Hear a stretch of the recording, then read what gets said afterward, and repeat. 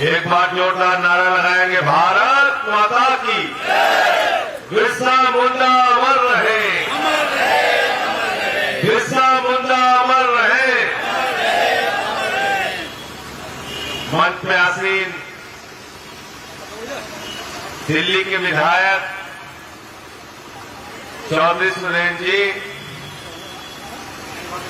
आम आदमी पार्टी के निवर्तमान प्रदेश अध्यक्ष भाई सभाजीत सिंह जी,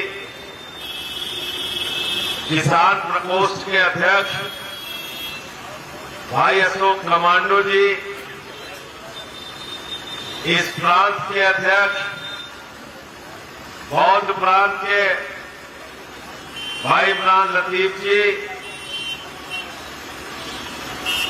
पार्टी के महासचिव दिनेश पटेल जी, अयोध्या प्रांत के अध्यक्ष भाई विनय पटेल जी, उपस्थित साथियों और दोस्तों, पूर्वांचल के अध्यक्ष भाई राजेश यादव जी, तिरंगा शाखा के अध्यक्ष हमारे साथी जनक प्रसाद जी, अयोध्या जहां से यात्रा शुरू हुई वहां के प्रभारी संजीव निगम जी, युवा शाखा के अध्यक्ष पंकज अवाना जी, महिला शाखा के अध्यक्ष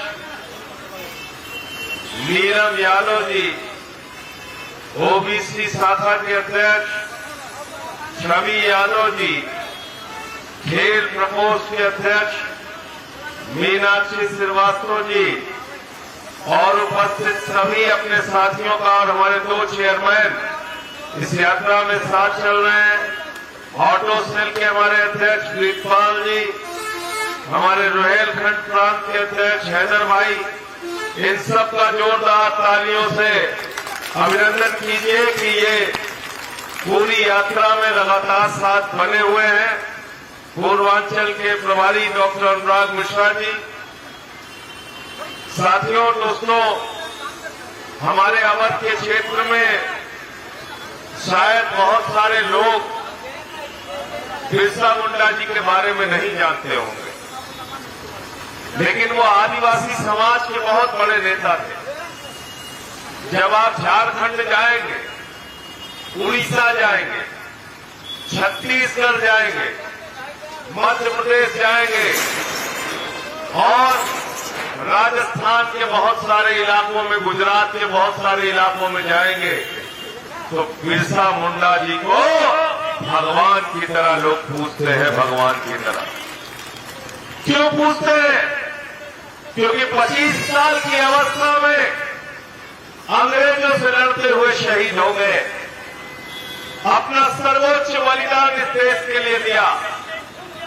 और याद रखना, इतिहास में उन्हीं का नाम स्वर्णिम अक्षरों से दर्ज होता है, उन्हीं को याद किया जाता है जो समाज के लिए कुर्बानी देता है, समाज के लिए बलिदान देता है, समाज के लिए त्याग करता है। ऐसे ही लोगों को याद किया जाता है।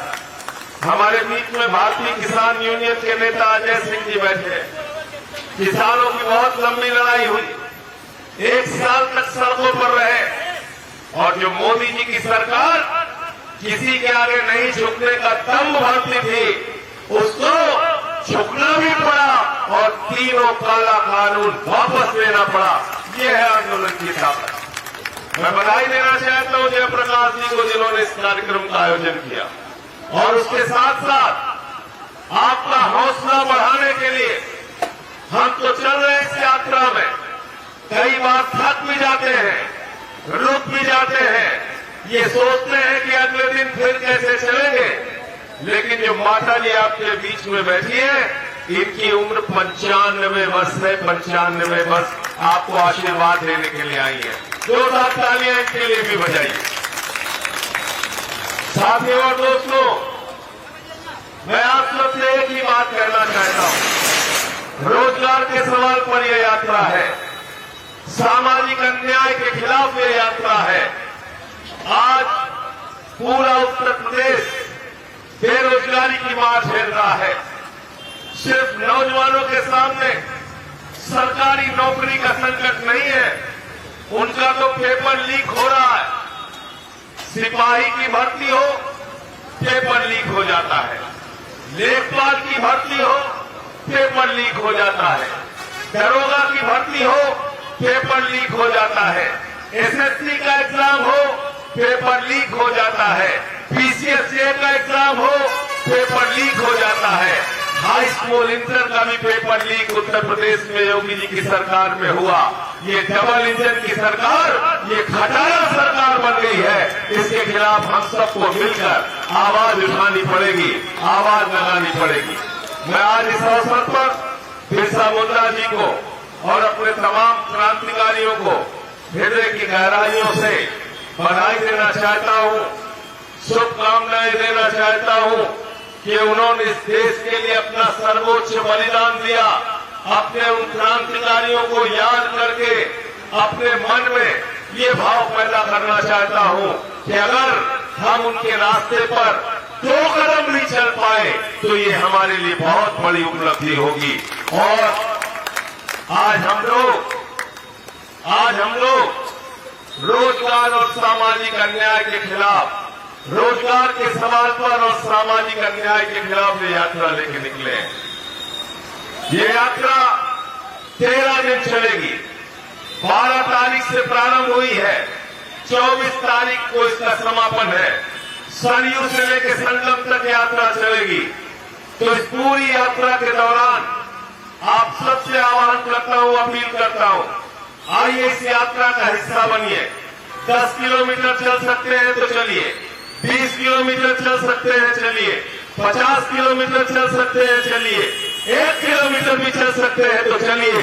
कम से कम आपके मन में इस बात का अपराध बोध नहीं रहेगा कि एक लड़ाई चल रही थी रोजगार के सवाल पर, सामाजिक अन्याय के खिलाफ, और आप चुपचाप घर पर बैठे रहे। समझ शेष है, नहीं पाप का भागी केवल ध्यान, जो तटस्थ है समय लिखेगा उनका भी अपराध। आज जो लोग चुपचाप खामोश होके घरों पे बैठे हुए हैं और आपकी लड़ाई में शामिल नहीं हो रहे हैं, वो भी इस बात के लिए जिम्मेदार माने जाएंगे कि जब समाज में अन्याय और अत्याचार था तो वो खामोश बैठे हुए थे। आज सोचिए उत्तर प्रदेश की सरकार की हालत क्या है। आपके रोजगार पे बात नहीं होती, किसान के फसल के दाम पे बात नहीं होती, खाद की एक बोरी के लिए हमने देखा अभी 15 दिन 20 दिन पहले लाइनों में लग के किसान घंटों घंटे इंतजार करता रहा खाद की एक बोरी के लिए।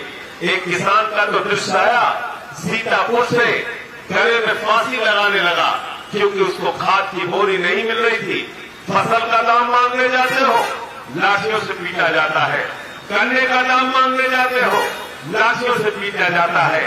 खाद की बोरी मांगने जाते हो, लाठियों से पीटा जाता है। आज किसान को दोयम दर्जे का नागरिक बनाने का काम इस देश की सरकारों ने किया है। उनको जब मुआवजा देने की बात होती है तो 5 रुपए, 10 रुपए, 100 रुपए का चेक उनके खाते में भेजकर उनकी गरीबी का मजाक उड़ाया जाता है। मैं आप सबसे कहना चाहता हूं, किसानों के सवाल पर, नौजवानों के सवाल पर, बुनकरों के सवाल पर, रेहड़ी पटरी वालों के सवाल पर इस आंदोलन को गांव-गांव तक पहुंचाना पड़ेगा। गांव-गांव में रोजगार और सामाजिक न्याय की बात उठानी पड़ेगी। आप सबको बिरसा मुंडा जी की जयंती के अवसर पर मैं पुनः एक बार हृदय से आप सबको ये कहता हूं कि ऐसे महापुरुष को नमन कीजिए।